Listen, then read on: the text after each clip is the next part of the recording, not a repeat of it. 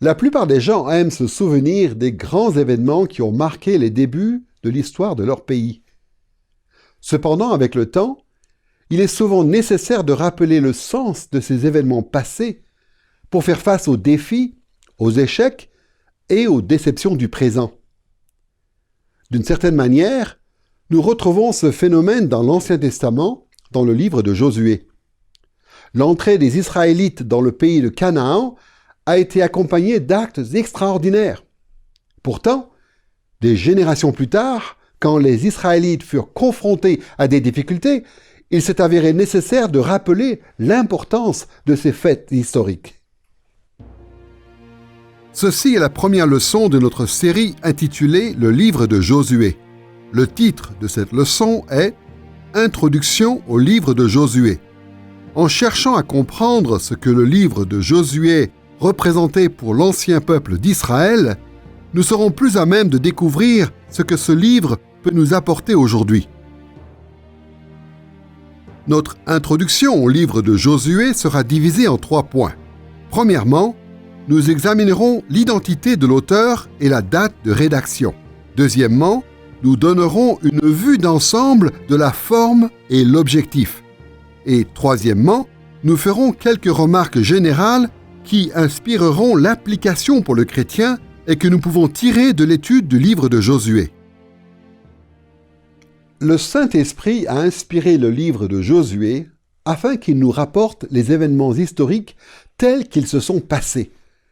Mais nous devons aussi tenir compte du fait que l'Esprit s'est servi des perspectives et des objectifs des auteurs humains pour façonner les écrits historiques qui nous ont été transmis. Ainsi, comme pour toute autre partie de la Bible, plus nous en apprendrons sur l'auteur et son époque, mieux nous comprendrons le livre de Josué.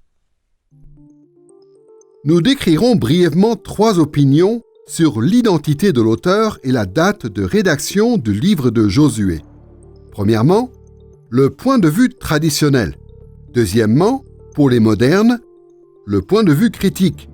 Et troisièmement, pour les fondamentaux, le point de vue évangélique sur lequel nous nous appuierons tout au long de cette leçon.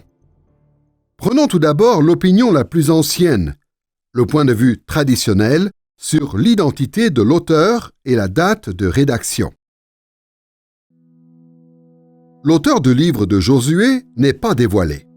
Ni le livre, ni la suite des Écritures ne nous révèlent son identité ou celle de la personne qui a recueilli ces écrits. Le titre « Livre de Josué », qui apparaît dans la plupart des Bibles actuelles, a été ajouté bien après sa rédaction. Cependant, la position des anciens Juifs traditionnels et la position chrétienne en la matière sont bien résumées dans les débats rabbiniques exprimés dans le Talmud.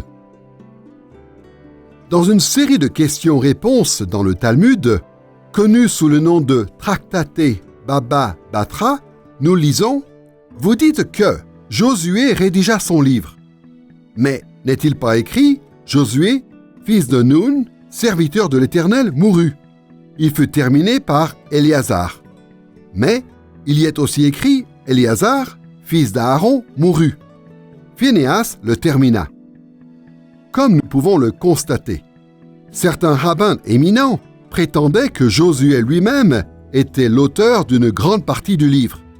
Mais ils reconnaissaient aussi que certains passages devaient avoir été transcrits après la mort de celui-ci. Ils attribuaient donc le récit de la mort de Josué au chapitre 24, verset 29, au grand prêtre Éléazar. Selon eux, la mort de ce dernier fut ensuite rapportée au chapitre 24, verset 33, par le fils d'Éléazar, Phénéas. En nous basant sur ce point de vue traditionnel, le livre de Josué a dû être rédigé il y a très longtemps, peu après que ces événements se soient déroulés. En fait, il n'existe que très peu ou même aucune preuve soutenant les affirmations contenues dans le Talmud. Cependant, nous ne devrions pas totalement rejeter cette hypothèse selon laquelle Josué, Éléazar et Phénéas contribuèrent à la rédaction de ce livre de la Bible. Déjà en Exode chapitre 17, verset 14, nous voyons que Josué était impliqué dans la préservation des premières archives historiques du peuple d'Israël. De plus, Josué supervisait la retranscription de la loi de Dieu afin qu'elle soit suivie dans les pratiques cérémonielles. Nous voyons cela dans des passages tels que Josué chapitre 8, verset 32 et chapitre 24, verset 26. Dans le même sens, les prêtres et les Lévites, tels qu'Éléazar et son fils Phinéas, occupaient des rôles importants dans la gestion et la transmission des Écritures. Dans quelques instants, nous verrons que l'auteur du livre de Josué s'est inspiré de diverses sources écrites en composant son livre. Le fait que Josué, Éléazar, Phinéas et d'autres comme eux pour le moins aient contribué indirectement à ces sources semble tout à fait envisageable. Le livre de Josué nous offre quelques indices quant à sa rédaction. Au chapitre 18, nous apprenons que 7 tribus n'avaient pas encore reçu leur part de l'héritage. Ils en parlèrent donc à Josué, qui choisit des hommes de chacune de ces tribus pour parcourir le pays et en faire un relevé, puis pour le lui rapporter. Il me semble que ce relevé correspond sans doute à la description que nous trouvons dans les chapitres 18 à 20, où les tribus reçoivent chacune son héritage, mentionnant les villes et les frontières attribuées aux unes et aux autres. Ainsi, cette partie du livre, sur 3 chapitres, correspond probablement à la description du pays rapportée par les hommes partis d'explorer. Le chapitre 24 nous dit que Josué écrivit dans le livre de la loi. Il semble tout à fait logique qu'il rapporte au moins les termes de l'alliance qu'il concluait avec le peuple d'Israël à ce moment-là. Le fait qu'il ajoute sans doute ces paroles au livre de la loi que Moïse avait commencé est sous-entendu, car Josué en dresse un témoignage devant l'Éternel. Il écrit ces paroles et les place devant Dieu, tout comme l'avaient été les ustensiles de Moïse. Le livre de la loi fut apparemment déposé dans le sanctuaire et consacré à l'Éternel.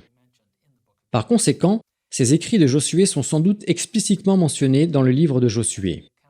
S'il est vrai que nous avons reçu la description de l'héritage d'Israël et le récit de l'Alliance dans les derniers chapitres du livre, alors nous pouvons en déduire que les narrations si détaillées, comprenant les batailles dans les premiers chapitres, furent aussi rédigées à cette même époque et sûrement par Josué lui-même.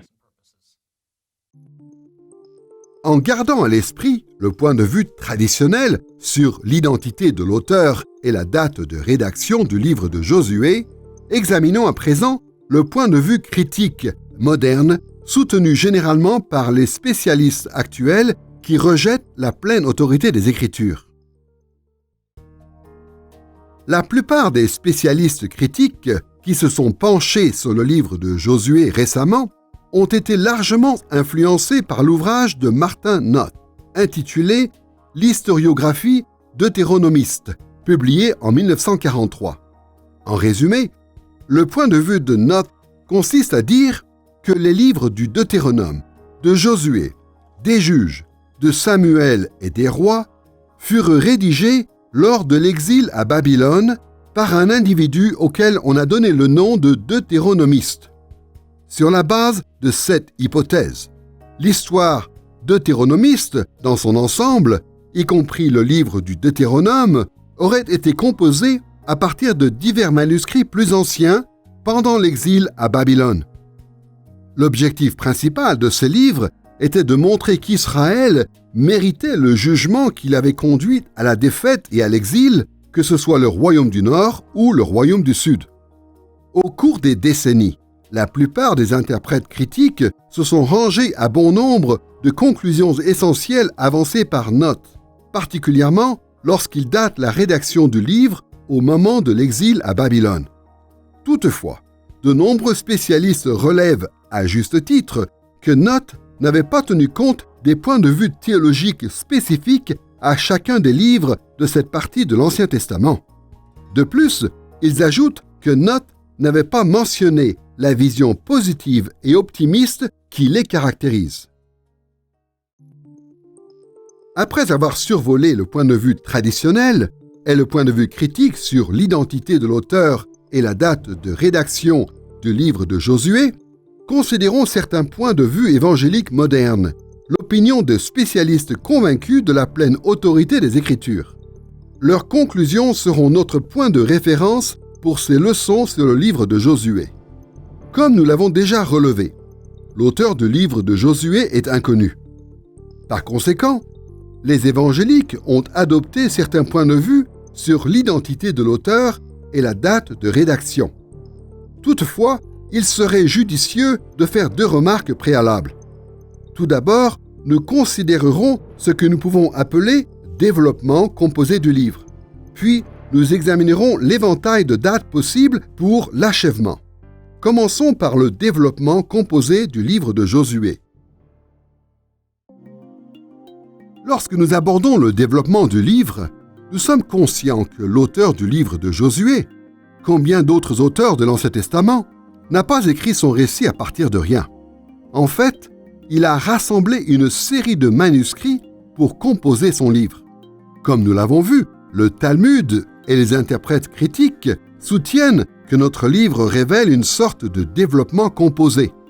Et de manière générale, les évangéliques, eux aussi, reconnaissent que l'auteur a puisé dans diverses sources.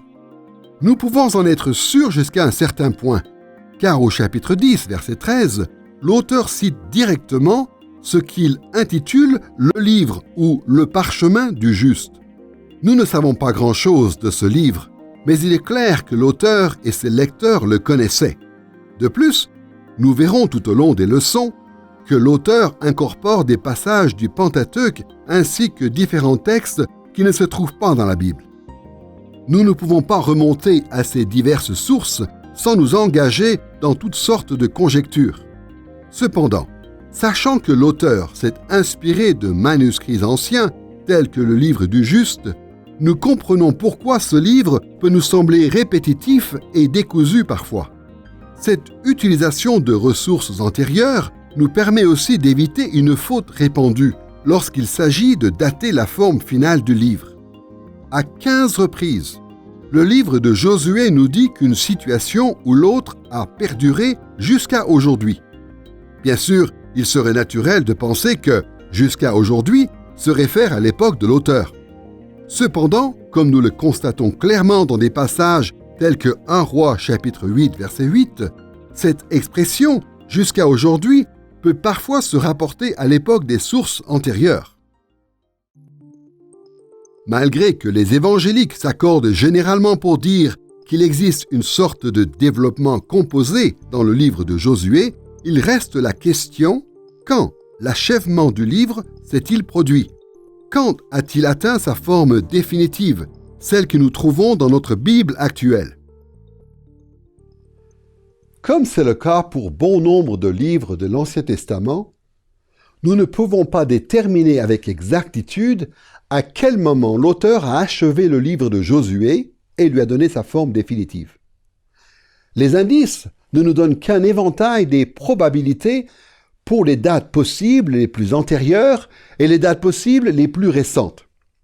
Mais, comme nous le verrons dans ces leçons, en gardant à l'esprit cet éventail de dates, nous percevrons mieux comment l'auteur a composé son livre, ceci afin de toucher ses lecteurs de l'époque. Nous étudierons ces possibilités de dates pour l'achèvement du livre de Josué en 2 étapes. Tout d'abord, nous examinerons la date la plus récente possible, puis la plus antérieure possible. Commençons par la date la plus récente à laquelle le livre de Josué a pu être rédigé.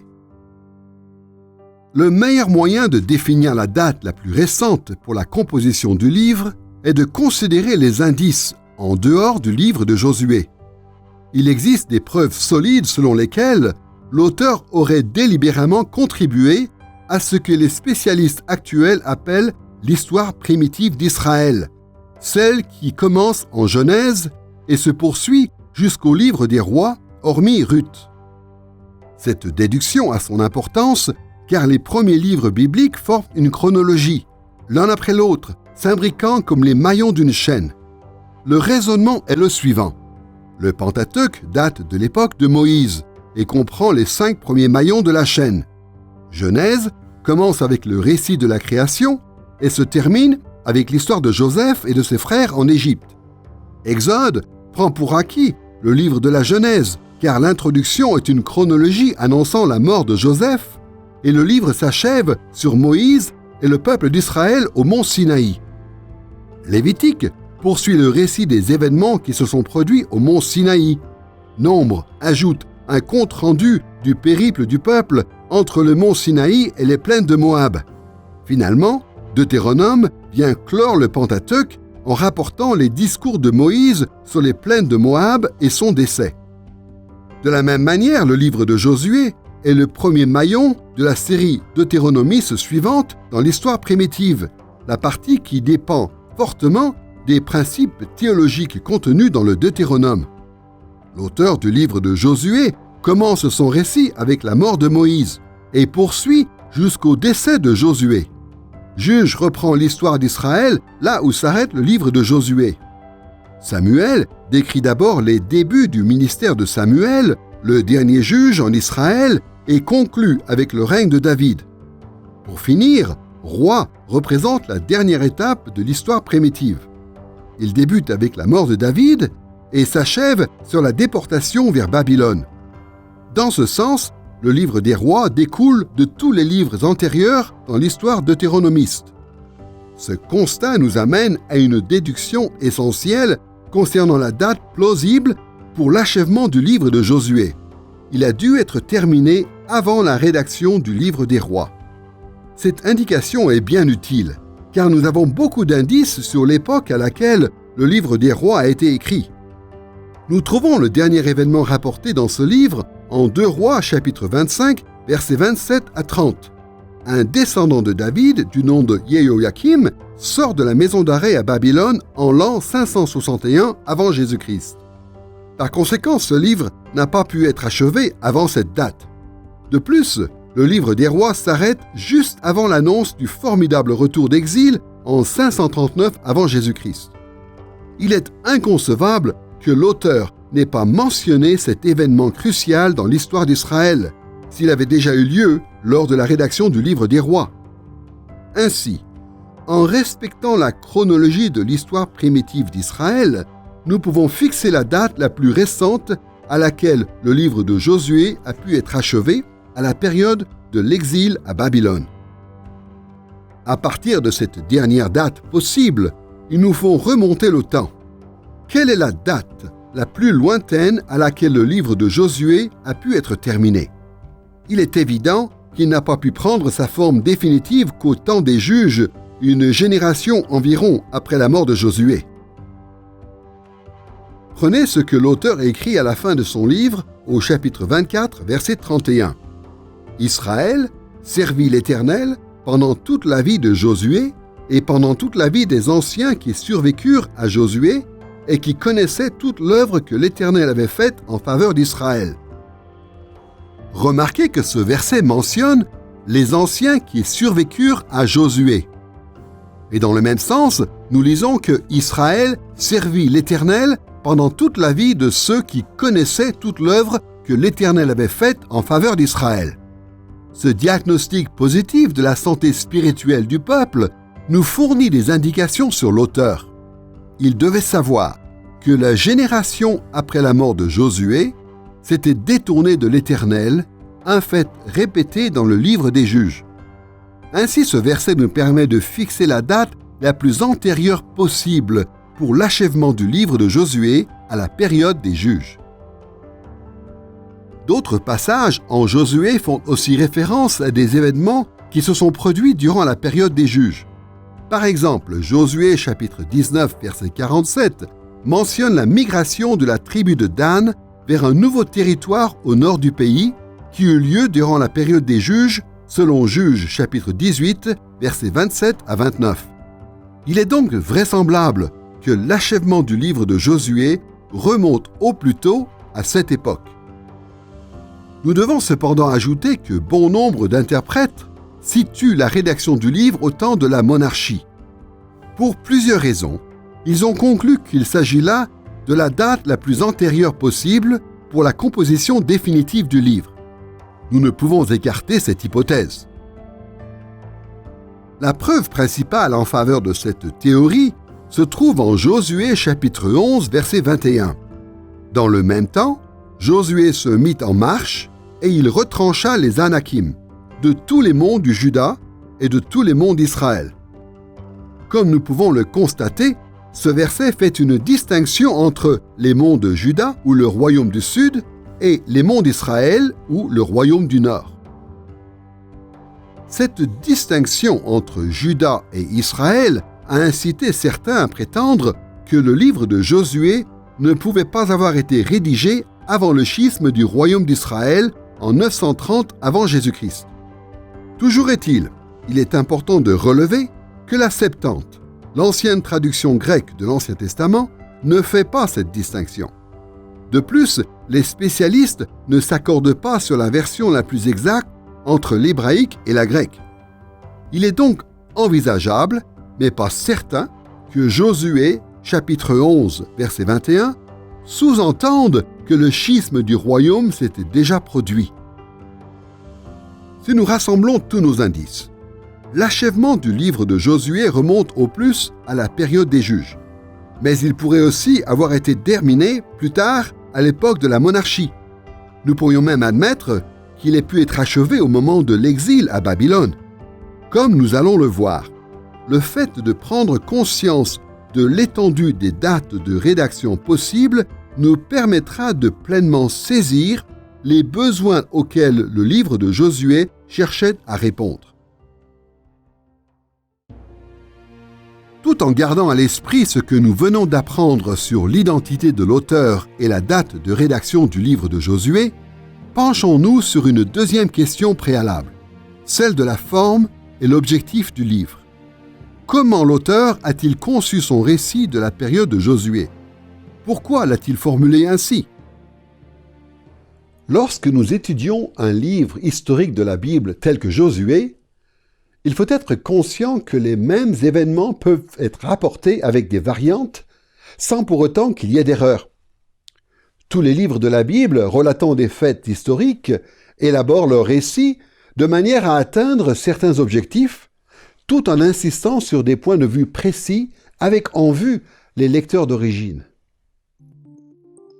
Nous explorerons ce sujet plus à fond dans les leçons suivantes, mais pour l'instant, nous donnerons un aperçu de la forme et l'objectif du livre de Josué en deux étapes. Premièrement, nous présenterons le contenu et la structure dans l'ensemble du livre, son organisation globale. Dans un deuxième temps, nous relèverons sa signification initiale, l'effet que l'auteur désirait produire sur ses premiers lecteurs. Commençons par le contenu et la structure du livre de Josué. Le livre de Josué est composé de 24 chapitres comprenant de nombreux genres littéraires différents. Nous y découvrons des récits, des rapports, des discours ainsi que des listes de personnes et de lieux provenant sans doute de diverses sources. C'est pourquoi les interprètes ont cherché à analyser les indications structurelles du livre de Josué de manière différente. Cependant, le fonctionnement général de la structure et du contenu du livre dans son ensemble est aisément perceptible. Les spécialistes de l'Ancien Testament désignent ou identifient les genres littéraires dans chaque livre de la Bible différemment. Mais, de manière générale, le livre de Josué contient 3 genres principaux. Il est composé de récits ou d'histoires, des textes généralement compréhensibles comme la bataille de Jéricho, ce genre de passage. Il contient aussi de longues listes, des listes géographiques de lieux dont ont hérité les différentes tribus et que Dieu a attribuées en énumérant les villes les unes après les autres. Certaines parties du livre comportent un ou plusieurs discours dispensés par un individu à un groupe de personnes. Ainsi, vous constaterez, en distinguant ces 3 grandes catégories, qu'elles correspondent à peu de choses près à une première section principale du livre, à une deuxième, puis à une troisième. La première se compose essentiellement de textes narratifs, la deuxième de listes géographiques et la troisième de discours. Cependant, le problème se situe dans le fait que dans chacun de ces genres littéraires majeurs se glissent les 2 autres genres. Par conséquent, en étudiant ces différentes sections et ces genres littéraires dans le livre de Josué, il est essentiel de les garder à l'esprit afin de les repérer, tout en avançant dans le livre. Une des raisons les plus importantes pour lesquelles les interprètes, surtout les novices dans l'étude de l'Ancien Testament, se retrouvent perdus dans le livre de Josué, se situe dans le fait qu'ils ne tiennent pas compte de ces divers genres littéraires et ne les traitent pas comme ils devraient l'être. Ainsi, en abordant le livre de Josué, comme n'importe qui le ferait, si nous ne nous concentrons pas sur ces genres littéraires et la façon dont ils se mêlent les uns aux autres dans les sections du livre, alors nous risquons la confusion. En résumé, le livre de Josué est divisé en 3 grandes sections. Chaque partie est introduite par une expression indiquant une importante avancée dans le temps. La première, des chapitres 1 à 12, décrit la conquête victorieuse du pays de Canaan, comment Josué a mené les troupes d'Israël et remporté une victoire déterminante sur les Cananéens. Cette section est introduite au chapitre 1, verset 1, par une indication temporelle, révélant que Dieu a confié des responsabilités à Josué après la mort de Moïse. Ces 12 chapitres relatent un certain nombre d'événements qui ont eu lieu pendant la conquête du pays de Canaan sous la direction de Josué. Il commence par rapporter la traversée du Jourdain et les premières victoires du peuple à Jéricho et Haï. Ce succès est suivi d'une cérémonie de renouvellement de l'Alliance à proximité du mont Garizim et du mont Ébal. Le récit continue alors avec la grande campagne menée par Josué contre une coalition dans le sud du pays promis, puis celle menée contre une coalition dans le nord. La deuxième section du livre, des chapitres 13 à 22, traite de l'héritage des tribus d'Israël, comment l'unité nationale a été maintenue grâce à l'attribution de territoires spécifiques à chacune des tribus d'Israël. Cette partie est introduite au chapitre 13, verset 1, par une indication temporelle. Josué était vieux, d'un âge avancé. Cette deuxième grande section du livre de Josué définit tout d'abord l'étendue des territoires accordés par Dieu au peuple d'Israël en Transjordanie, les terres à l'est du fleuve du Jourdain, et en Cisjordanie, celles à l'ouest du fleuve. Elle décrit ensuite, dans les détails, les régions spécifiques allouées aux tribus ayant reçu l'autorisation de s'installer en Transjordanie. De plus, elle explique comment Dieu a accordé de grands territoires à l'ouest du Jourdain à Juda, Éphraïm et Manassé, puis de plus petits aux autres tribus d'Israël. Lorsqu'un conflit éclate entre les tribus de Cisjordanie et celles de Transjordanie, nous découvrons comment elles conservent leur unité nationale en tant que peuple de Dieu. La troisième grande section, des chapitres 23 à 24, boucle le livre en portant notre attention sur la fidélité à l'Alliance, sur la façon dont la loyauté et l'infidélité du peuple d'Israël au terme de l'Alliance auraient des répercussions sur son avenir. Elle est introduite au chapitre 23, verset 1, par une nouvelle phrase qui nous rappelle le temps qui passe. Nous lisons « Beaucoup de temps s'était écoulé. Josué était vieux, d'un âge avancé. » Et cette remarque par rapport au temps est soulignée au verset 14 lorsque Josué dit « Je m'en vais aujourd'hui, où va tout ce qui est terrestre ?» Ces 2 derniers chapitres de notre livre rapportent les 2 assemblées que Josué a convoquées peu de temps avant sa mort. La première s'est sans doute déroulée à Silo, un lieu saint qui revêtait une importance particulière pendant la vie de Josué et plus tard durant la période des juges. La deuxième assemblée s'est tenue à Sichem, le lieu où Abraham avait construit son premier autel en arrivant au pays de Canaan. Tout le peuple d'Israël s'est réuni lors de ces 2 occasions et Josué l'a mis en garde contre les transgressions flagrantes de l'alliance conclue avec l'Éternel. Puis vient la conclusion du livre quand Josué incite le peuple d'Israël à renouveler son engagement à rester fidèle à Dieu seul. Ils promettent de rejeter les dieux des nations qui les entourent et de servir le Dieu de leur père, selon les termes de son alliance avec eux. Suite à ce renouvellement, l'auteur ajoute un épilogue relatant la mort de Josué et quelques événements ultérieurs. Nous avons étudié la forme et l'objectif du livre de Josué en examinant le contenu et la structure. Nous avons, à présent, tous les éléments nécessaires pour définir la signification initiale du livre de Josué. Quelle était l'intention de l'auteur en rédigeant ce livre? Il serait tout à fait juste d'affirmer que l'auteur du livre de Josué partageait le même objectif que les autres auteurs bibliques. Il avait pour but d'honorer Dieu. Il cherchait à faire avancer le royaume de Dieu en appliquant pour ses premiers lecteurs les principes des alliances conclues par l'Éternel, et ceci au niveau de leurs pensées, de leur comportement et de leurs sentiments. Mais en y regardant de plus près, nous prenons note du message particulier que l'auteur du livre de Josué adressait au public de l'époque. Il existe plusieurs façons de résumer la signification initiale du livre de Josué, mais pour les besoins de notre étude, nous l'exprimerons ainsi. Le livre de Josué traite de la conquête victorieuse du peuple d'Israël, de l'héritage des tribus et de la fidélité à l'alliance du temps de Josué, afin de permettre aux générations futures de faire face à des situations semblables.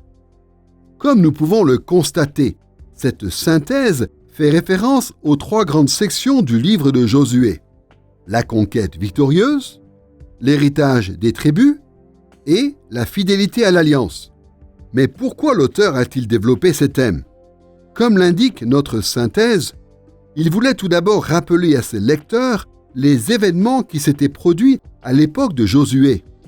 Ensuite, il a rédigé son livre pour traiter les situations semblables auxquelles seraient confrontées les générations futures. Examinons chacun de ces objectifs en commençant par la raison pour laquelle l'auteur voulait décrire l'époque de Josué. Tous ceux qui connaissent le livre de Josué savent qu'il décrit plus explicitement les événements survenus lorsque Josué était à la tête du peuple d'Israël, c'est-à-dire la conquête victorieuse du pays de Canaan, la répartition du territoire entre les tribus d'Israël et la fidélité du peuple à l'alliance conclue avec Dieu. Il est donc juste de dire qu'un des objectifs principaux de l'auteur était d'informer ses lecteurs de l'époque sur ce qui s'était produit dans cette société, celle du temps de Josué. Bon nombre de passages de l'Ancien Testament soulignent le fait que les Israélites se sont souvent égarés car ils oubliaient ce que Dieu avait accompli pour eux dans le passé.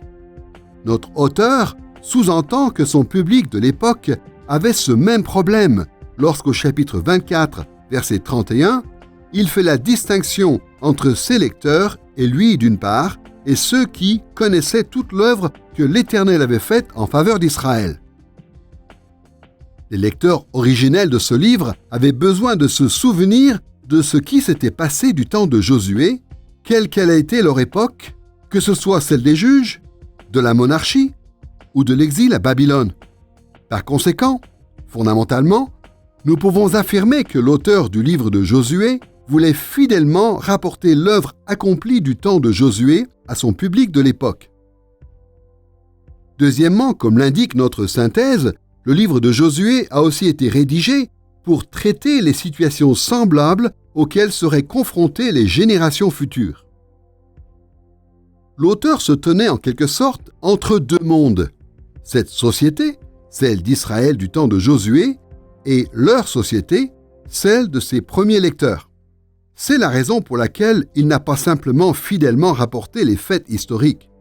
Il a aussi décrit les conquêtes victorieuses d'Israël, la répartition de l'héritage des tribus et l'appel à rester fidèle à l'alliance, afin d'établir des points de contact significatifs ou des liens entre cette société et leur société.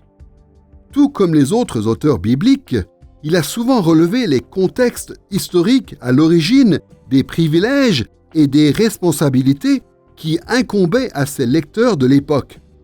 De plus, il a présenté des exemples à suivre ou à rejeter, et à quelques reprises, il a décrit des situations remontant au temps de Josué et servant de préfiguration aux circonstances de son public. Ce genre de lien nous dévoile quelque chose de l'auteur que nous devons garder à l'esprit. D'une part, il voulait rappeler à ses lecteurs ce qui s'était passé durant la vie de Josué. Mais d'autre part, il ne voulait pas qu'il se remette à agir comme l'avait fait Israël du temps de Josué. Son public originel vivait à une époque différente. Il fallait qu'il applique ces récits historiques de manière appropriée. Je crois que les premiers lecteurs du livre de Josué ont été particulièrement touchés par son message. Toutes les bonnes paroles que Dieu avait prononcées concernant l'entrée dans le pays promis se sont accomplies en faveur d'Israël. Aucune n'est restée sans effet. Et je pense qu'au fond, l'auteur désirait montrer au peuple que Dieu était fidèle. Dieu a été fidèle et il le restera. Cette vérité est vraiment importante alors que les Israélites entament la période des juges, car nous constatons qu'en ce temps-là, chacun faisait ce qui lui semblait bon. Cependant, le peuple avait été appelé à être fidèle à l'Éternel. Il pouvait clairement discerner ce message en suivant le récit de la vie de Josué et de ses contemporains fidèles à Dieu. À sa lumière, ils pouvaient examiner leur propre expérience et reconnaître que leur génération ne marchait plus dans les traces de Josué. Il s'agit en réalité d'un appel à la repentance, un appel à revenir à leur vocation première. Parfois, les interprètes modernes éprouvent des difficultés à voir comment les lecteurs de l'époque devaient appliquer à leur vie ces récits historiques. Après tout, l'auteur n'a pas clairement énoncé ces vérités dans son livre. Cependant, nous devons nous rappeler que certains points de vue étaient sans aucun doute déjà clairement exprimés dans les Écritures qu'ils avaient à leur disposition, qui étaient connues à l'époque sous le nom de Pentateuque, et que l'auteur et ses lecteurs devaient bien connaître. Alors, en gardant cela à l'esprit, les implications que l'auteur voulait transmettre en parlant de cette société à leur société ne sont en fait pas aussi difficiles à percevoir. Pensez à la façon dont le Pentateuque a préparé le terrain pour que les premiers lecteurs comprennent les conséquences de la conquête victorieuse du peuple d'Israël. Cette section du livre rapporte les grandes victoires de Josué.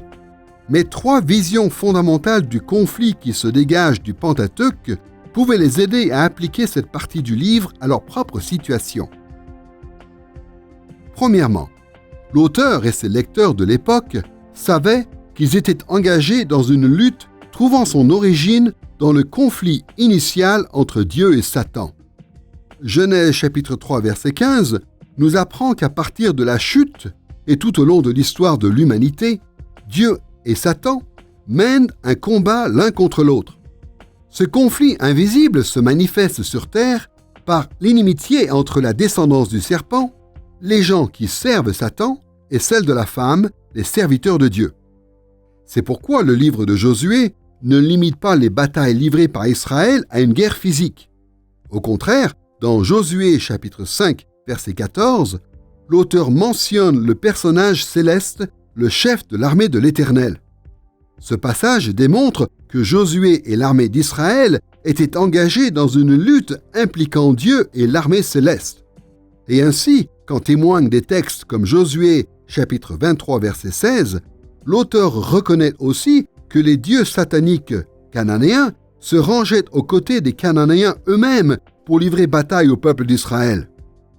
Les premiers lecteurs du livre de Josué avaient beaucoup de choses à apprendre des conquêtes d'Israël, car tout comme le peuple du temps de Josué, ils savaient qu'ils étaient partie prenante dans le conflit qui opposait Dieu à Satan et ceux qui les servaient. Deuxièmement, le Pentateuque expliquait clairement que la conquête entreprise par Josué était le conflit particulier du peuple d'Israël. Les premiers lecteurs pouvaient bien sûr tirer des leçons importantes des batailles livrées par Israël, mais eux-mêmes et les générations à venir ne devaient pas reproduire ces actes en tout point. Le Pentateuque expliquait que l'époque de Josué était exceptionnelle. En Genèse chapitre 15, versets 13 à 16, Dieu dit à Abraham que ses descendants seraient esclaves en Égypte pendant un certain temps, car la déchéance morale des Amoréens, autre nom donné aux Cananéens, n'avait pas atteint son comble. Cependant, du temps de Josué, l'iniquité des Cananéens était devenue tellement insupportable que Dieu décréta leur anéantissement tout comme il avait fait pour Sodome et Gomorrhe à l'époque d'Abraham. C'est la raison pour laquelle l'auteur du livre de Josué a employé des termes tirés du Pentateuque pour décrire la destruction de Canaan, utilisant le verbe hébreu shaham et le nom sherem. Comme nous le montre Josué, chapitre 6, versets 17, 19 et 21, dans le cadre de la conquête de Josué, ces termes ne signifiaient pas simplement détruire, ils voulaient dire consacrer à l'Éternel ou vouer à l'Éternel par interdit. Alors, quand les Israélites allaient au combat dans le pays de Canaan, ils reconnaissaient le juste jugement de Dieu sur les péchés flagrants commis par les Cananéens. Par conséquent, ils détruisaient et consacraient tout ce qu'ils remportaient comme un acte d'adoration envers Dieu. Nous savons que cet ordre de tout détruire et de tout consacrer à l'Éternel était spécifique à l'époque de Josué pour plusieurs raisons. D'une part, en Deutéronome chapitre 20, versets 10 à 20, Moïse ordonne de vouer les Cananéens à l'interdit, mais il intime Israël de proposer un traité de paix aux peuples qui ne font pas partie de cette nation. Josué lui-même applique cette distinction en Josué chapitre 9, quand il conclut une alliance avec les Gabaonites, croyant qu'ils sont étrangers à Canaan. D'autre part, le caractère exceptionnel de la conquête de Josué est manifeste quand nous réalisons que la lutte permanente entre Dieu et Satan revêtait différentes formes, avant et après la période de Josué. Quelques exemples à l'appui. Avant Josué, en Genèse chapitre 11, versets 1 à 9, Dieu et l'armée céleste s'opposent aux humains rebelles à la tour de Babel. Mais il ne convoque pas une armée humaine pour les disséminer. En Genèse chapitre 14, versets 1 à 24, Abraham se bat avec l'aide de Dieu, mais l'Éternel n'ordonne pas la destruction totale de ses ennemis. En Exode chapitre 12, verset 12, nous découvrons que lors des 10 plaies d'Égypte, Dieu part en guerre contre cette nation et ses dieux. Pourtant, le peuple d'Israël ne prend pas les armes et Dieu n'anéantit pas tous les Égyptiens. En Exode chapitre 14, au bord de la mer des Joncs, le peuple suit Dieu docilement en ordre de bataille, mais c'est l'Éternel qui détruit l'armée de Pharaon. Nous trouvons aussi une grande variété d'interventions après l'époque de Josué. Comme nous le rapporte le livre de Samuel, David a combattu les adversaires d'Israël avec l'aide surnaturelle de Dieu. Cependant, l'Éternel n'a pas voué à l'interdit tous ses ennemis. Le livre des rois nous apprend que les nombreux descendants de David qui ont siégé sur le trône ont procédé de la même manière. Et les prophètes d'Israël ont prédit que le retour d'exil s'accompagnerait de luttes remportées grâce à l'intervention prodigieuse de Dieu. Comme nous pouvons le constater, le conflit permanent qui oppose Dieu et le mal s'est manifesté de nombreuses façons dans le Pentateuque et tout au long de l'Ancien Testament. Nous pouvons donc en déduire que la conquête de Josué ne constitue pas la norme pour tous les combats. Il est évident que les premiers lecteurs du livre de Josué ont pu tirer bien des leçons sur l'art de la guerre. Toutefois, la conquête du pays promis devait être considérée comme une période exceptionnelle de jugement. Contrairement aux autres batailles menées, Dieu avait décidé dans ce cas-ci que tous les Cananéens, à l'exception de quelques-uns comme Rahab, méritaient d'être totalement anéantis.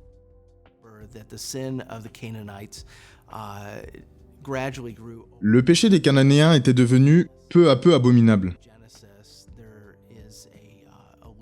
Le livre de la Genèse mentionne au chapitre 15, si je ne me trompe, le fait que la déchéance morale des Amoréens atteindrait son comble. Ce ne serait qu'à ce moment-là que le peuple de Dieu prendrait possession du pays. Il existe donc cette idée dans les Écritures selon laquelle Dieu regarde la nation des Cananéens s'enfoncer dans la déchéance et comprend que lorsqu'elle arrivera à un certain point, sa justice s'abattra sur eux. L'instrument de cette justice sera la nation d'Israël, mais non pas parce que les Israélites étaient moralement droits ou quelque chose de la sorte. Ce n'est qu'un tout petit peuple. Il est prompt à de graves péchés comme nous le constatons même avant l'institution de Josué. Même lors de leur conquête, ils commettent des transgressions. Mais le fait est que Dieu, dans sa grâce, a appelé cette nation et l'a utilisée pour anéantir une autre nation qui pourrait, si elle subsistait, corrompre la première. Et voilà une autre raison pour laquelle Dieu a permis aux Israélites de pénétrer dans le pays de Canaan et de détruire tous ses habitants. Il ne voulait pas que le peuple soit corrompu par les pratiques religieuses, l'idolâtrie, le péché des habitants, qu'il se conforme aux nations qui les entouraient.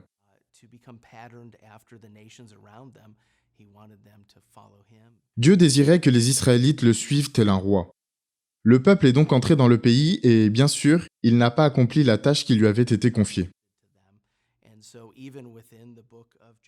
Même dans le livre de Josué, nous découvrons des signes avant-coureurs de ce que le livre des Juges révèle plus amplement. La nation d'Israël se corrompt toujours plus et se laisse encore et encore entraîner dans la spirale du péché et de la déchéance. Elle s'éloigne de l'image d'un peuple dans une relation d'alliance avec Dieu et se rapproche de celle des nations qui l'entourent. L'Éternel avait tenté d'éviter ce désastre en ordonnant aux Israélites d'entrer dans le pays et d'anéantir ses habitants. Troisièmement, l'auteur avait aussi perçu dans le Pentateuque que la conquête de Josué n'était qu'une étape qui devait mener à la victoire à venir du roi d'Israël, le monarque attendu qui régnerait pour toujours sur la terre entière. Déjà le patriarche Jacob avait annoncé, en Genèse chapitre 49, verset 10, que la famille royale de Juda constaterait un jour que les peuples lui obéissent. Pendant la période des juges, cette espérance placée dans la lignée royale de Juda est confirmée lorsque cette tribu monte au combat la première, en Juges chapitre 1, versets 1 et 2. Durant la monarchie, l'accomplissement de cette promesse se concrétise en la famille de David, voire des passages tels que Psaume 72. De plus, dans de nombreux textes, les prophètes d'Israël annoncent que le retour d'exil s'accompagnerait de la victoire remportée sur toutes les nations par le merveilleux descendant de David. Ainsi, comme les Israélites contemporains de Josué, les lecteurs originels savaient qu'il faisait partie d'un plan bien plus vaste. C'est pourquoi ils ne devaient jamais reproduire ce que Josué avait fait. Ils devaient adapter ce qui s'était déroulé lors de la conquête de Canaan à leur propre époque, tandis que Dieu continuait à diriger l'histoire vers la victoire du roi d'Israël sur la terre entière. L'auteur s'attend à ce que ses lecteurs adoptent la même vision théologique dans la deuxième section de son livre qui porte sur l'héritage des tribus. Premièrement, en puisant dans les livres de Moïse, l'auteur avait compris que la prise de Canaan par le peuple d'Israël prenait sa source dans la vocation originelle formulée par Dieu et ordonnant la domination de l'homme sur la terre. Dès le commencement, Dieu avait décrété que la terre deviendrait son royaume et que les humains créés à son image et fidèles à leur Créateur la rempliraient et la domineraient. Cette responsabilité est confiée à l'homme tout d'abord en Genèse chapitre 1, versets 26 à 30, et elle est confirmée plus tard en Genèse chapitre 9, versets 1 à 3. Par conséquent, la description de l'héritage réparti entre les tribus d'Israël dans le livre de Josué était clairement pertinente pour ses premiers lecteurs. Tout comme les contemporains de Josué, ils devaient assumer la responsabilité que Dieu avait confiée aux hommes de dominer la terre. Deuxièmement, l'auteur avait discerné, à juste titre dans le Pentateuque, l'héritage particulier d'Israël décerné par Dieu. La répartition du territoire entre les tribus d'Israël à l'époque de Josué constituait la première concrétisation de cet héritage. Par exemple, en Genèse chapitre 15, versets 18 à 21, Dieu promet à Abraham d'accorder à ses descendants un héritage qui s'étendrait depuis le fleuve de l'Égypte jusqu'au fleuve de l'Euphrate. Ainsi, les termes employés dans le Pentateuque sont fréquemment repris dans le livre de Josué pour parler de l'occupation du territoire tel que le verbe hébreu « nachal » qui signifie « hériter » et le nom « nachala » qui veut dire « héritage ». L'emploi de ces mots sous-entendait que le territoire d'Israël lui était accordé durablement par Dieu. C'est la raison pour laquelle les premiers lecteurs du livre de Josué avaient des leçons importantes à tirer de la répartition de l'héritage entre les tribus. À l'époque des juges, les désaccords entre les tribus d'Israël et les problèmes causés par d'autres peuples mettaient en péril les victoires acquises par Josué. Sous la monarchie, les rois ont étendu le territoire d'Israël, mais ils ont aussi essuyé des revers et des échecs. Et bien sûr, lors de l'exil à Babylone, seul un reste insignifiant du peuple de Dieu occupait encore le pays et il subissait la tyrannie d'autres nations.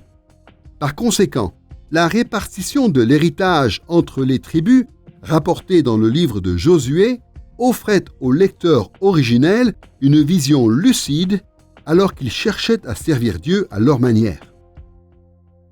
Troisièmement, l'auteur savait que l'obtention du pays de Canaan n'était qu'une étape dans la réalisation du futur héritage du roi d'Israël. Au moment opportun, le grand et juste roi d'Israël étendrait son pouvoir à tous les territoires et toutes les nations, et qu'il accomplirait ainsi la tâche originelle confiée à l'humanité de dominer sur la terre entière. Comme nous l'avons mentionné, Genèse chapitre 49, verset 10, annonce qu'un jour, un descendant royal de la tribu de Juda régnerait jusqu'à ce que les peuples lui obéissent. De plus, en Genèse chapitre 17, verset 4, Dieu promet à Abraham « Tu deviendras le père d'une foule de nations ». C'est pourquoi en Psaume 2, verset 8, Dieu s'adresse spécifiquement à la maison de David en disant « Je te donnerai les nations pour héritage et pour possession les extrémités de la terre ». Les prophètes en Israël ont maintes fois annoncé que le territoire du puissant descendant de David s'étendrait d'une extrémité de la terre à l'autre. Finalement, Paul résume ses perspectives de l'Ancien Testament en Romains chapitre 4, verset 13, quand il écrit « L'héritage du monde a été promis à Abraham ou à sa descendance ». Les implications étaient claires pour les lecteurs du livre de Josué. Ils devaient appliquer ce qu'ils lisaient aux chemins par lesquels Dieu les faisait passer à leur époque pour parvenir à cet héritage universel. Nous constatons dans Romains chapitre 4 que l'apôtre Paul comprend la promesse d'un héritage fait à Abraham et à sa descendance comme s'étendant au monde entier. Cela peut nous surprendre de prime abord. Nous nous représentons le pays promis comme étant une simple bande de terre longeant l'est de la Méditerranée. Mais nous voyons ici que Paul comprend l'alliance avec Abraham comme incluant la terre entière. Il parle souvent de la descendance, des enfants d'Abraham, non seulement des descendants biologiques, mais tous ceux qui suivent ses traces sur le chemin de la foi, qui comptent sur les promesses divines. En fait, Paul insiste sur le fait que les Juifs, mais aussi les païens qui appartiennent à Christ, font partie de la descendance d'Abraham. Ils sont héritiers selon la promesse à la fin de Galates chapitre 3. Donc lorsque Paul affirme dans Romains chapitre 4 que l'héritage du monde a été promis à la descendance d'Abraham par la foi, il prolonge simplement cette interprétation. Comme dans le cas des 2 premières sections du livre de Josué, l'auteur s'attend à ce que ses premiers lecteurs adoptent la même vision théologique exprimée dans le Pentateuque, afin d'appliquer la 3e section, l'appel adressé à Israël à maintenir la fidélité à l'Alliance. Tout d'abord, l'auteur avait découvert dans le Pentateuque que la fidélité à l'Alliance était ancrée dans la disposition divine originelle qui exigeait la fidélité de l'homme envers Dieu. Le simple fait d'avoir été créé à l'image de Dieu nous attache à lui par une alliance, et ce lien implique que nous le servions fidèlement. L'alliance de Dieu avec toute l'humanité en Adam requiert notre obéissance, comme nous le lisons en Genèse chapitre 1 à 3 et Osée chapitre 6 verset 7. Celle avec Noé, en Genèse chapitre 6 et 9, révèle que tous les êtres humains sont tenus de servir Dieu selon l'alliance. Puisque cette vérité s'applique à tous les hommes de tous les temps, les premiers lecteurs pouvaient être interpellés par l'appel de Josué à rester fidèles à l'alliance. Tout comme le reste de l'humanité, ils se devaient de servir Dieu. D'autre part, les premiers lecteurs devaient aussi être conscients de la nécessité de la fidélité particulière d'Israël à l'alliance. L'auteur a pris la peine de relever qu'à la période de la conquête, Josué avait incité le peuple à rester attaché à l'alliance avec Dieu. Et le peuple s'était engagé à le faire. Les premiers lecteurs du livre de Josué connaissaient l'alliance de Dieu avec Abraham en Genèse chapitre 17. Dieu avait instauré la circoncision comme signe de l'engagement à le suivre. Puis l'alliance que Dieu avait conclue par la personne de Moïse en Exode chapitre 19 à 24, renouvelée par la suite en Deutéronome, requérait clairement l'obéissance d'Israël à la loi de Moïse. Finalement, dans la 3e section de notre livre, Josué décrit les malédictions qui frapperaient Israël s'il ne respectait pas les termes de l'alliance, surtout la clause exigeant le rejet des faux dieux. Il met en garde les Israélites contre le risque de problèmes, de défaite et d'exil loin du pays promis s'ils transgressaient l'alliance. Ces malédictions ont commencé à frapper Israël du temps des premiers lecteurs du livre de Josué. Durant la période des juges, Israël s'est laissé entraîner dans un cycle d'épreuves successives. À l'époque de la monarchie, des jugements se sont abattus sur cette nation à cause de l'idolâtrie récurrente du peuple et de ses rois. Pendant l'exil à Babylone, la terrible crainte de perdre le pays promis s'est concrétisée. Par conséquent, les lecteurs originels devaient réfléchir aux avertissements prononcés par Josué en prenant en compte les jugements que Dieu leur infligeait à leur époque. Enfin, les événements qui se sont produits durant la vie de Josué laissaient aussi présager que Dieu conclurait une alliance future avec le roi d'Israël. Nous avons vu que Genèse chapitre 49 verset 10 annonçait le règne d'un roi de la tribu de Juda, mais Genèse chapitre 17 verset 6 déclare aussi qu'Israël aurait un souverain. Malgré qu'à l'époque des juges, aucun roi légitime ne soit à la tête du pays, des passages tels que Juges chapitre 21 verset 25 et la fin du cantique d'Anne en 1 Samuel chapitre 2 verset 10 prouvent que même durant cette période, les fidèles s'attendaient à ce que la famille royale d'Israël leur apporte la délivrance. Si le livre de Josué a été rédigé du temps de la monarchie ou de l'exil à Babylone, alors les premiers lecteurs ont dû établir un lien entre l'appel de Josué à rester fidèle à l'alliance et celle conclue avec la dynastie de David. Dans les passages tels que 2 Samuel chapitre 7 et Psaume 89 et 132, nous constatons que l'alliance avec David exigeait en retour la loyauté. La lignée royale de David devait rester fidèle à Dieu car elle représentait le peuple devant sa face. De plus, selon la prophétie d'Ésaïe chapitre 53 verset 11, notre pardon serait plus tard définitivement acquis grâce à la mort du serviteur juste à notre place, le roi d'Israël parfaitement saint. Et ce grand souverain n'est autre que Jésus, Christ, porteur de la nouvelle alliance annoncée en Jérémie chapitre 31. Cette alliance sera pleinement réalisée quand Christ reviendra et renouvellera toutes choses. Pour appliquer l'appel de Josué à rester fidèles à l'alliance à leur propre vie, les premiers lecteurs devaient tenir compte de leur situation par rapport à la progression des alliances que Dieu avait prévu de conclure avec son peuple. En cherchant à comprendre le sens premier du livre de Josué, nous devons toujours garder à l'esprit que l'auteur voulait rapporter les événements historiques de l'époque de Josué, mais il désirait aussi que ses lecteurs appliquent les vérités contenues dans ces récits de la conquête victorieuse, de l'héritage des tribus et de l'appel à être fidèles à l'alliance de manière appropriée à leur situation et à leurs circonstances. Jusqu'à présent, dans notre introduction au livre de Josué, nous avons considéré l'identité de l'auteur et la date de rédaction, ainsi que la forme et l'objectif premier. Nous pouvons maintenant aborder le troisième sujet principal de cette leçon, l'application pour le chrétien. Quelle incidence le livre de Josué devrait-il avoir sur notre vie alors que nous marchons à la suite de Jésus-Christ? En hébreu, le nom Jésus est l'équivalent de Josué. Cette simple constatation nous rappelle que d'un point de vue chrétien, Jésus accomplit ou achève ce qui a été initié du temps de Josué. L'application de ce livre à notre vie découle, à bien des égards, de l'œuvre de Christ.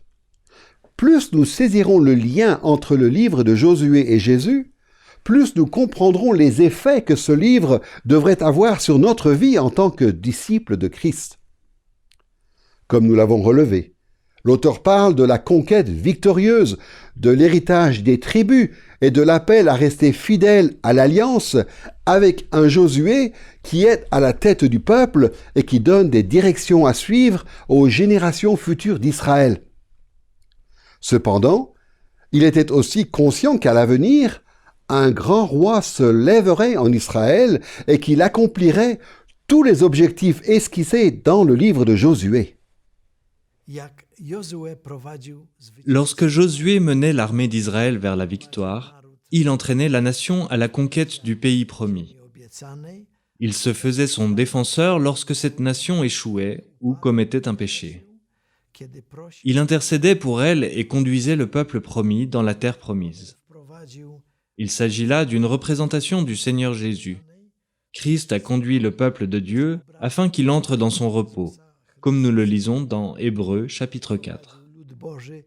Il se fait lui aussi le défenseur du peuple de Dieu. Il prie pour lui et intercède en sa faveur. Il joue le rôle de grand souverain sacrificateur pour la nation du Nouveau Testament, qui est l'Église du Seigneur Jésus. Nous avons ici une représentation de ce qui devait venir à l'époque du Nouveau Testament. Généralement parlant, Jésus, en tant que Messie d'Israël, atteint ses objectifs de deux façons majeures. Premièrement, en considérant les bonnes œuvres accomplies par Israël sous la direction de Josué, la conquête de Canaan, l'héritage de la terre promise et l'obéissance fidèle en accord avec l'alliance conclue avec Dieu, nous constatons que Jésus développe ses objectifs et les mène à bonne fin. Deuxièmement, en comparant l'œuvre de Christ et les défaillances du peuple d'Israël, son incapacité à anéantir les Cananéens comme Dieu le lui avait ordonné, ses chamailleries et ses disputes autour de la répartition de l'héritage et son inaptitude à rester fidèle à l'alliance de Dieu, nous réalisons que Jésus inverse toutes ces défaillances. Et par ce biais, il s'engage dans la conquête victorieuse du monde entier, il hérite de tout et il instaure une fidélité à l'alliance jusqu'aux extrémités de la terre. Mais pour comprendre comment appliquer le livre de Josué à notre situation actuelle, nous devons nous souvenir d'une chose. Dieu avait prévu que l'accomplissement messianique de ses objectifs se fasse avec le temps. En s'inspirant des prophéties de l'Ancien Testament, de nombreux Juifs du 1er siècle croyaient à juste titre que le Messie se lancerait à la conquête du monde entier, qu'il l'hériterait et répandrait partout la fidélité à l'alliance. Toutefois, ces Juifs pensaient qu'il agirait rapidement et radicalement. Par contre, Jésus et les auteurs du Nouveau Testament répétaient encore et encore que le royaume que Christ établirait se déploierait progressivement en 3 étapes, imbriquées les unes dans les autres. Nous saurons mieux discerner l'application pour le chrétien dans le livre de Josué en prenant les étapes du royaume l'une après l'autre. Tout d'abord, nous verrons comment Christ a répondu aux attentes formulées dans le livre de Josué en examinant ce qu'il a accompli lors de l'instauration de son royaume.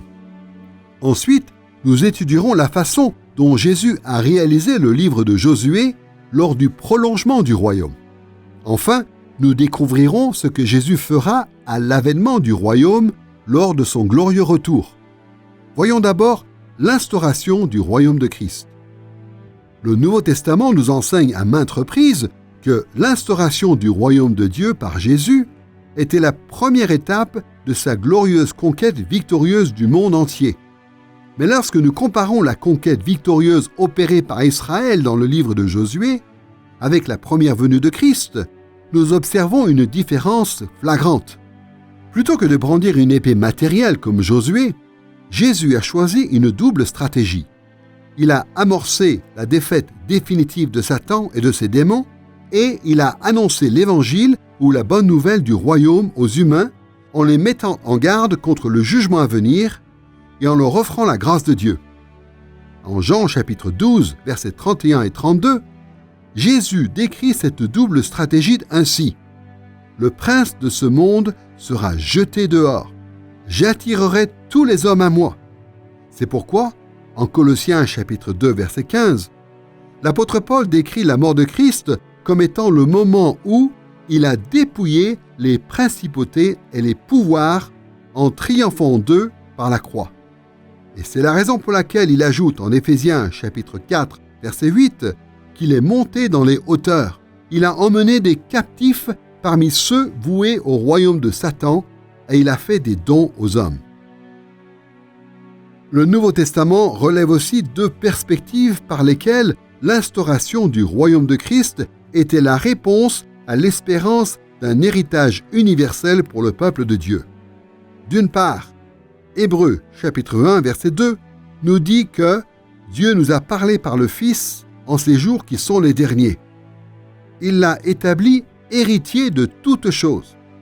En Matthieu chapitre 28 verset 18, Jésus révèle à ses disciples qu'il a reçu cet héritage quand il leur annonce « Tout pouvoir m'a été donné dans le ciel et sur la terre ».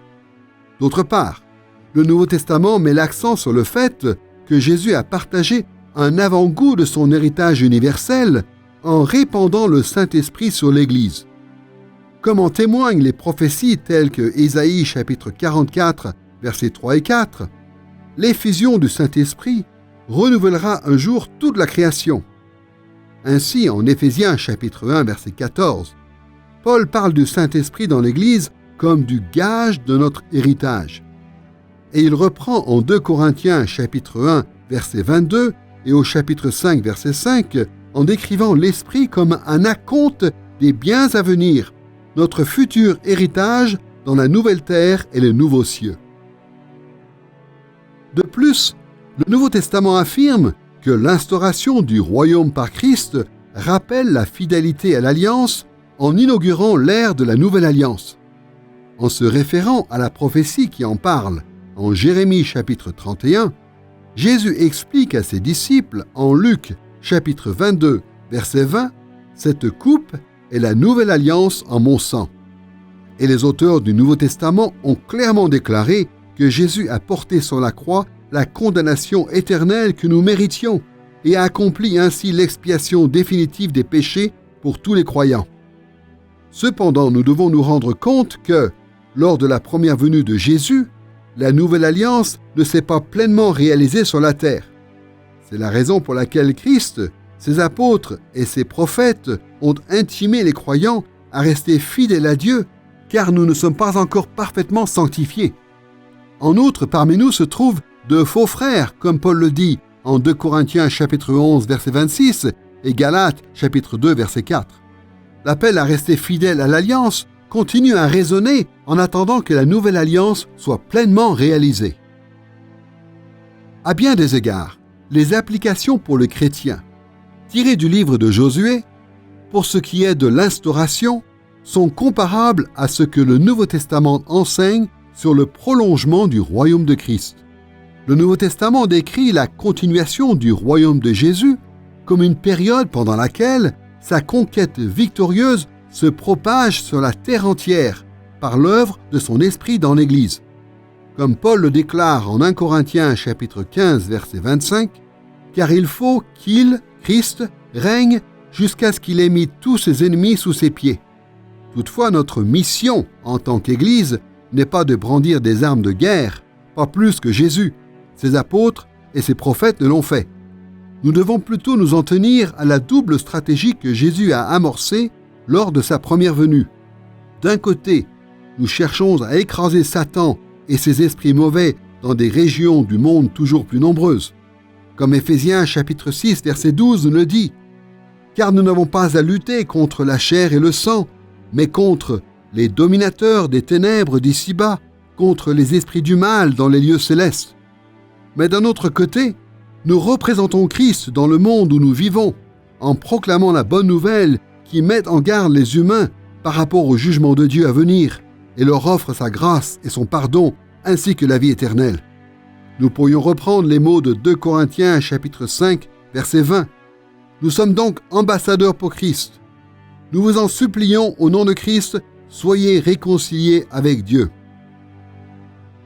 Nous constatons de plus que notre espérance d'un héritage universel pour le peuple de Dieu est maintenu dans le prolongement de son royaume tout au long de l'histoire de l'Église.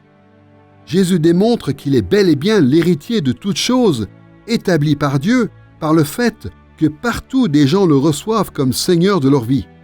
Et Christ continue de verser l'acompte du Saint-Esprit à des croyants toujours plus nombreux. Comme nous le lisons dans des passages tels que Galates, chapitre 3, verset 29, « Et si vous êtes à Christ, alors vous êtes héritiers selon la promesse. » Cette vérité est reprise en Romains, chapitre 8, versets 16 et 17. « Nous sommes aussi héritiers de Dieu et co-héritiers de Christ. »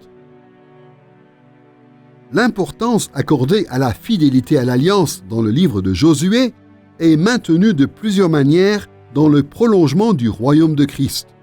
Alors que l'Église s'étend au monde entier, le sang de la nouvelle alliance expie pleinement les péchés de tous ceux qui placent leur foi dans le Sauveur. Celui qui est en Christ a l'assurance d'être totalement exempt de la condamnation éternelle. Cependant, l'appel à rester fidèle à l'alliance est toujours essentiel à l'Église. D'une part, les croyants ont encore besoin de s'attacher davantage à Dieu. Il leur faut prendre à cœur les avertissements contenus dans des passages tels que Hébreux chapitre 12 verset 14 où il est dit « Recherchez la paix avec tous » et la sanctification sans laquelle personne ne verra le Seigneur. Et d'autre part, nous devons mettre en garde les faux frères encore parmi nous afin qu'ils se repentent et reçoivent le salut. Comme nous l'explique Hébreux chapitre 10 versets 26 et 27, « Si nous péchons volontairement, il ne reste plus de sacrifice pour les péchés, mais une attente terrifiante du jugement et l'ardeur du feu prête à dévorer les rebelles contre Dieu. »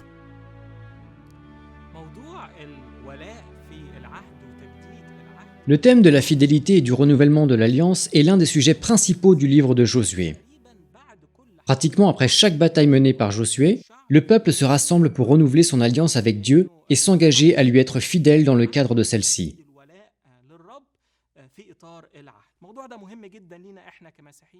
Ce thème est aussi très important pour nous en tant que chrétiens, car nous sommes de même dans une alliance, la nouvelle alliance que Christ a scellée de son sang. La question de la fidélité à l'alliance est liée à ce que l'Éternel a fait, à sa bienveillance et à sa grâce. Par conséquent, puisque Dieu avait témoigné sa bonté envers Israël et avait tenu toutes ses promesses à son égard, Josué estimait qu'il était essentiel de rappeler au peuple l'importance de demeurer loyal et fidèle à l'Éternel au sein de l'Alliance. Le même principe s'applique à nous. Dieu nous a manifesté sa bonté en Christ et nous recevons le salut par l'œuvre de sa grâce. Nous devons donc lui être fidèles en lui obéissant, en nous conformant à ses commandements et ses lois. Lorsque nous vivons dans l'obéissance, la fidélité et la loyauté, nous exprimons notre reconnaissance à Dieu pour ce qu'il a fait pour nous dès le commencement. Le Seigneur est celui qui prend l'initiative de l'Alliance en accordant ses bénédictions et en déversant sa bienveillance sur nous. Et nous répondons à ces bénédictions et à cette bienveillance en obéissant et en restant fidèles dans le cadre de l'Alliance. Après avoir démontré que l'application pour le chrétien dans le livre de Josué se retrouve dans l'instauration et le prolongement du royaume de Christ, nous allons brièvement aborder l'étape finale, l'avènement. Comment devrions-nous vivre notre espérance en l'accomplissement futur et parfait du royaume de Christ en tenant compte du livre de Josué? Sans aucun doute, le Nouveau Testament annonce que l'avènement du royaume de Christ marquera l'apothéose de sa conquête victorieuse de la terre entière. Il écrasera définitivement Satan et ses esprits mauvais. Quand Jésus reviendra dans sa gloire, le temps de la patience de Dieu envers les non-croyants sera terminé. À ce moment-là, le jugement qui s'est abattu sur Canaan à l'époque de Josué semblera insignifiant en comparaison avec la condamnation que Jésus infligera à tous les ennemis humains de l'Éternel.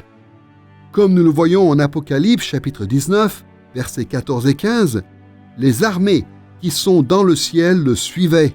De sa bouche sort une épée tranchante pour frapper les nations. Bien entendu, lorsque Jésus reviendra à l'avènement de son royaume, son héritage universel, son droit en tant qu'héritier de toutes choses sera pleinement abouti.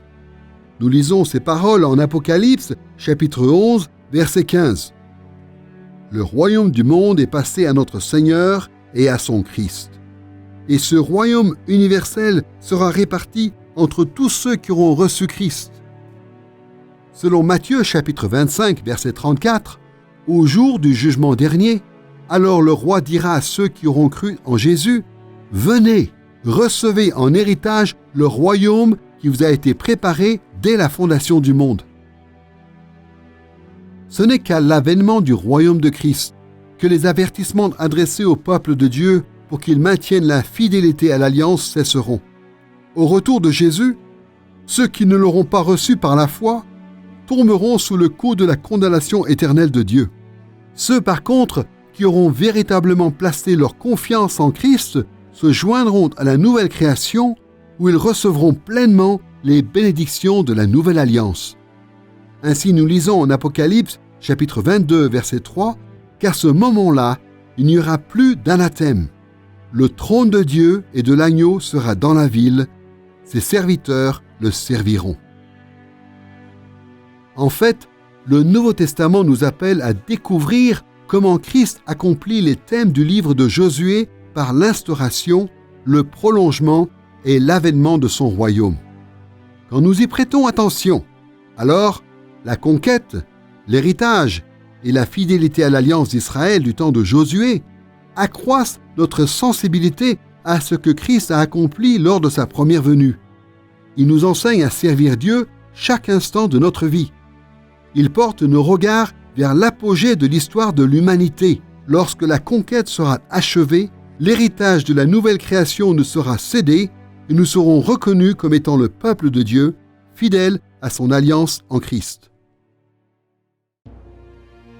Dans notre introduction au livre de Josué, nous avons traité 3 questions essentielles. Premièrement, nous avons examiné l'identité de l'auteur et la date de rédaction du livre, y compris les points de vue traditionnels, critiques et évangéliques sur le sujet. Deuxièmement, nous nous sommes penchés sur la forme et l'objectif du livre de Josué en observant son contenu et sa structure, ainsi que sa signification initiale. Et troisièmement, nous avons tiré certaines applications pour le chrétien en considérant la manière dont Christ, par l'instauration, le prolongement et l'avènement du royaume glorieux de Dieu, réalise les attentes formulées dans le livre de Josué. Le livre de Josué rappelait aux Israélites d'autrefois ce que Dieu avait accompli pour eux au travers de la vie de Josué, alors qu'ils étaient confrontés à des situations difficiles. À bien des égards, nous faisons face de nos jours à des épreuves semblables.